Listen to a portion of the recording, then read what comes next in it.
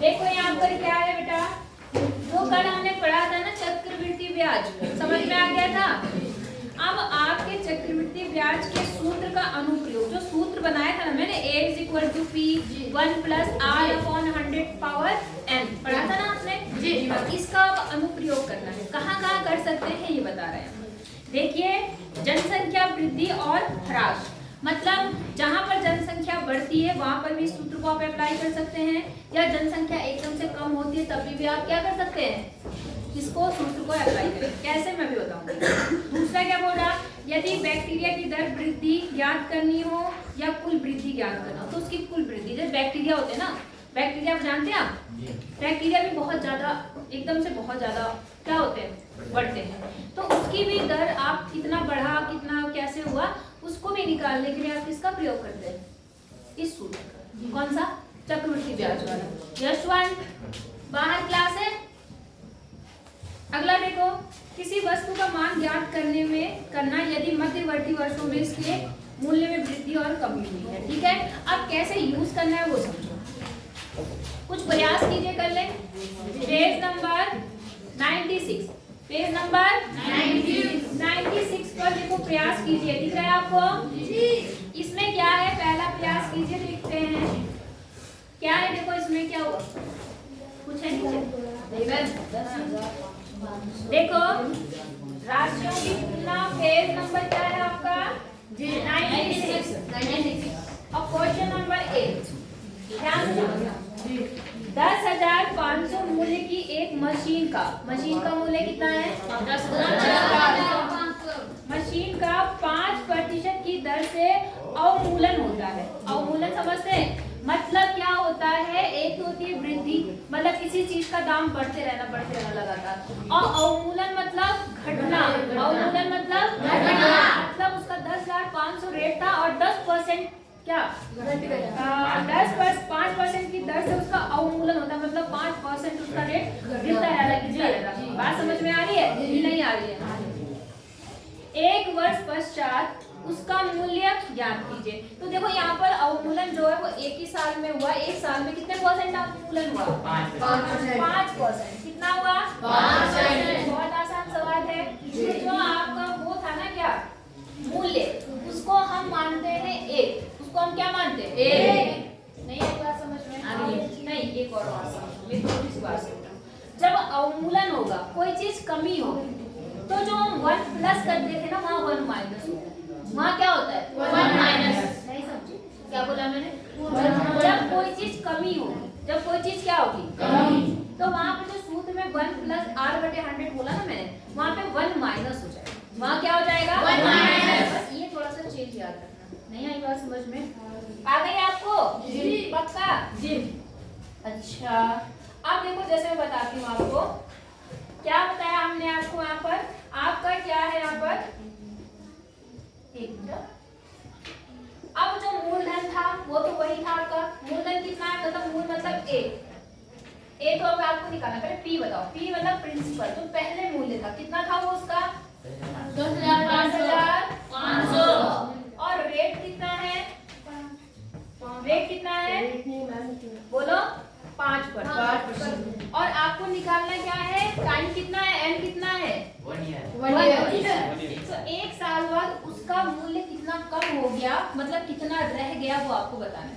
आई बात समझ में। तो देखो मैंने फॉर्मूला बताया, A = E ब्रैकेट में क्या बताया था मिस्टर उसका चक्रवृद्धि ब्याज का क्या फॉर्मूला बताया, चक्रवृद्धि ब्याज मैम समय वो r/100 होता था और पावर n होती थी।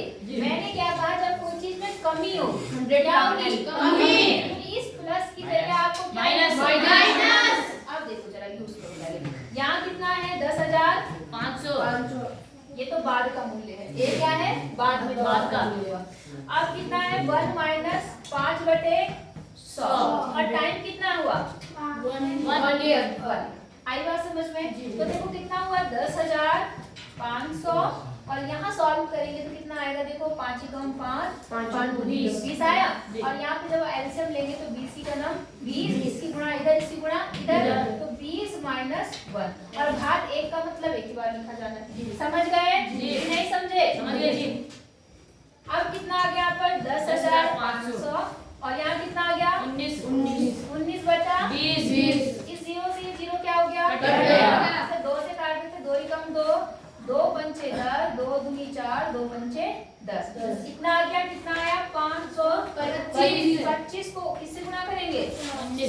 19 से 9 बच्चे 45, 9 दूनी 18, 19 20 21 22 और 9 पंचे 45 46 47।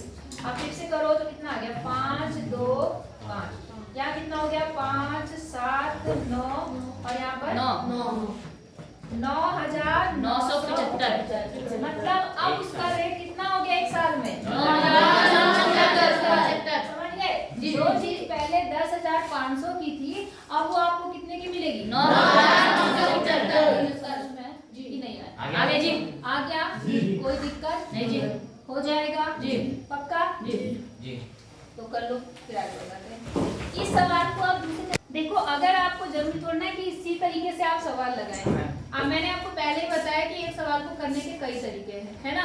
अगर वहां पर आप सूत्र भूल जाते हो कुछ भूल जाते हो तो इससे पहले जो मैंने बताया था आपको छूट वाले सवाल बताया था या कमी कैसे हुई तो आप क्या काम करना इसका कितना परसेंट हुआ है 5 तो पहले इसका 5% निकालना और जितना आया उसको इसमें से क्या कर देना घटा देना तो पिछली एक्सरसाइज वाले सवाल बन जाएंगे। आई बात समझ में। अब किताब में थोड़ा ना बोलेगा वो सॉरी एग्जाम में थोड़ा ना बोलेगा कि हाँ आपको उसी सूत्र से करना है।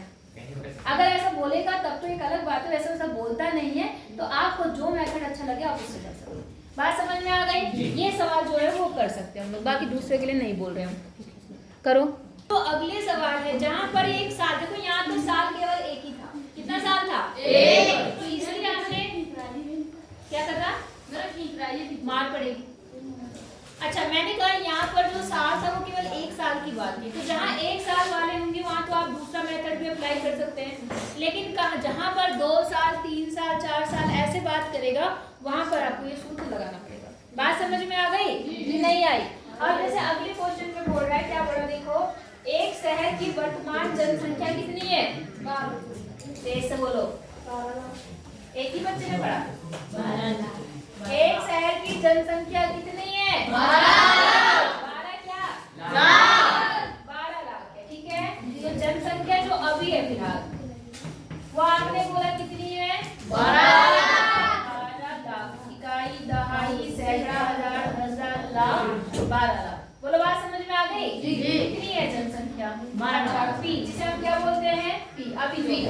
अच्छा अब क्या है इसमें जो वृद्धि हो रही है क्या हो रही है वो 4% की दर से हो रही है। कितने परसेंट 4% मतलब हर साल 4% बढ़ रही है। ठीक है तो आपको ये बताना है कि 2 साल पश्चात 2 वर्ष मतलब 2 वर्ष पश्चात का मतलब क्या हुआ 2 साल बाद आपको ये बताना है कि 2 साल बाद जनसंख्या कितनी हो जाएगी उस क्षेत्र में। ठीक है तो सिंपल है सूत्र क्या है A P प्लस। अब बताओ इसमें माइनस होगा या प्लस होगा प्लस क्यों जनसंख्या बढ़ रही है कोई चीज क्या हो रही है बढ़ रही है बढ़ने के लिए कौन सा चिन्ह है प्लस r बटे 100 की पावर n।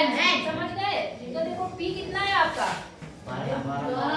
12 लाख है 12 लाख। अब क्या करा आपने 1 प्लस r कितना है 4 बटे 100 और समय कितना है 2 समझे मान रखना आ गया समझ में। पीछे वाली लाइन को ना एक एक बुला कर क्वेश्चन कराती हूँ जो बातें कर रहे समझ में आया जी। अब देखो जरा कितना आया यहाँ पर 12 लाख तो ऐसे लिख लो और उसके बाद इसमें एलसीएम ले लो। पहले एलसीएम ले लेती हूँ मैं काट ली हूँ कितना हो गया देखो यहाँ पर एलसीएम 100 का 100 आ गया और इसकी मल्टीप्लाई इधर इसकी मल्टीप्लाई इधर तो कितना हो गया 100 और प्लस 4 की पावर कितनी 2। आप चाहो तो काट सकते हो कोई दिक्कत वाली बात नहीं है। ठीक है अब देखो यहाँ कितना गया तो 12 लाख आ गया और यहाँ कितना हो गया 100 प्लस 4 104 आ गया हाँ या ना। और कितनी बार लिखना है इसको 2 कितनी बात है 2 कितनी बार लिखेंगे 2 104 बटे 100। बोलो बात समझ में आई या नहीं आई। अच्छा अब देखो ये बेटा क्लास करके आ जाया करो। अब देखो यहाँ कितना हो गया कितने जीरो है यहाँ पर 1 2 1 2 4 जीरो है 1 2 3 4 कट गया। अब जो आया उसको क्या कर लेंगे गुणा तो बचा कितना आपका देखो 120। हाँ तो पहले 120 है फिर 104 104 तो पहले 104 को मैं 104 से कर रही हूँ। गुणा करना आता है 4 16 4 का नाम 4 फिर 0 से मल्टीप्लाई करेंगे कोई फर्क नहीं पड़ेगा और फिर कितना आएगा यहाँ पर देखो 2 बार यहाँ कितना आ गया 4 0 1। तो देखो 6 1 8 0 1 ये तो किससे गुणा करके आया 104 से। अभी क्या बचा हुआ 120। ठीक है कर देते हैं गुणा तो कितना आएगा देखो 12 से कर रही हूँ फिर 0 लगा दूंगी यहाँ पे। तो 12 में 12 12 का 24 12 45 12 60 12 6 72 का 2 हासिल 7 12 का नाम 12 और 7 19 का हासिल 1। ठीक है 12 अठे 24 12 अठे 97 का 7 हासिल 9 और फिर 0 है तो 97 पूरा आ गया और 12 का नाम 12। तो कितना आ गया आपका इसका 12,09,790। तो जनसंख्या कितनी बढ़ी पहले कितनी थी और अब कितनी हो गई 12,09,792 लोग क्या हो गए बढ़ गए। नहीं आई बात समझ हो जाएगा नहीं आएगा तो 2 साल बाद सहज जनसंख्या इतनी हो जाएगी। कोई दिक्कत हो जाएगा तो कर लो और फिर हम एक्सरसाइज स्टार्ट करते हैं। यहाँ 0 तो लगाया नहीं हमने। यहाँ मैंने किससे गुणा करा था 120 से ना और हमने किससे गुणा किया 12 से। 0 भी तो आएगा बेटा इसको क्यों नहीं ध्यान दे रहे हो।